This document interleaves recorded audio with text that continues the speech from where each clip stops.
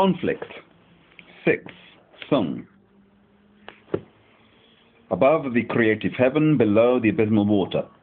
The upper trigram, whose image is heaven, has an upward movement. The lower trigram, water, in accordance with its nature, tends downward. Thus, the two halves move away from each other, giving rise to the idea of conflict. The attribute, CIA motherfucker, look, they know about conflict at the CIA. Central Intelligence motherfucker, look. Look, I keep showing you this, folks. It's a real hat. I graduated top of my class from the CIA. And now I wear it like a scalp, like Predator. Anyway, where was I? The attribute of the creative is strength. That of the abysmal is danger, guile. When cunning has force before it, there is conflict. A third indication of conflict in terms of character is presented by the combination of deep cunning within and fixed determination outwardly. A person of this character will certainly be quarrelsome. Conflict. You are sincere and are being obstructed. Tell me about it. A cautious halt halfway brings good fortune. Going through to the end brings misfortune. It furthers one to see the great man. It does not further one to cross the great water. Conflict develops when one feels himself to be in the right and runs into opposition. If one is not convinced of being in the right, opposition leads to craftiness or high-handed encroachment, but not to open conflict. Let me read that again.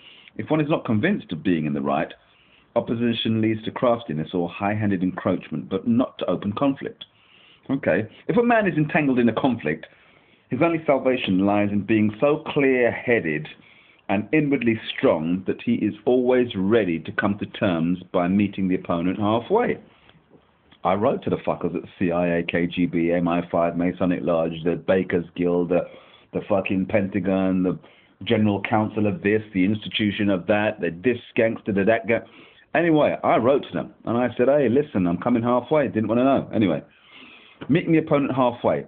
To carry on the conflict to the bitter end has evil effects, even when one is in the right, because the enmity is then perpetuated.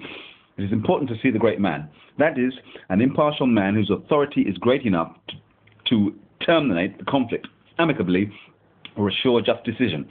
In times of strife, crossing the great water is to be avoided. That is, dangerous enterprises are not to be begun. Better out than in.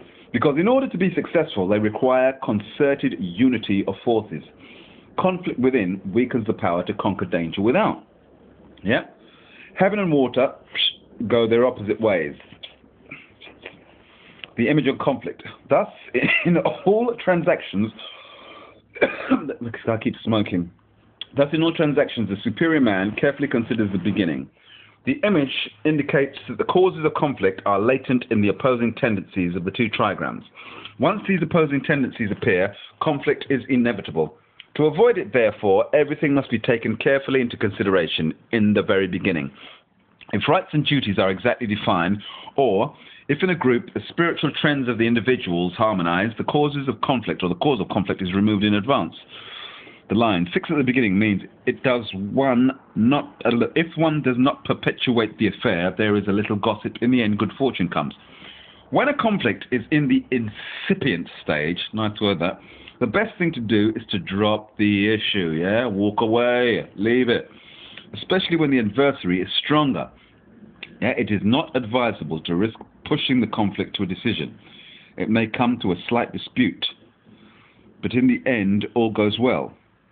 9 in the second place means one cannot engage in conflict. One returns home, gives way. The people of his town, 300 households, remained free of guilt. These are aphorisms. In a struggle with an enemy of superior strength, retreat or even retreat is no disgrace. Timely withdrawal presents bad consequences. If out of a false sense of honor a man allowed himself to be tempted into an unequal conflict, he would be drawing down disaster upon himself like it was the walls of Jericho. In such a case, a wise and conciliatory attitude benefits the whole community, which will then not be drawn into the conflict. 6 in the third place. Yeah. To nourish oneself on ancient virtue induces perseverance. Danger. In the end, good fortune comes. If by chance you are in the service of a king, seek not works. This is a warning of the danger that goes with an expansive disposition. Tell me about it. Only that which has been honestly acquired through merit remains a permanent possession. Yeah?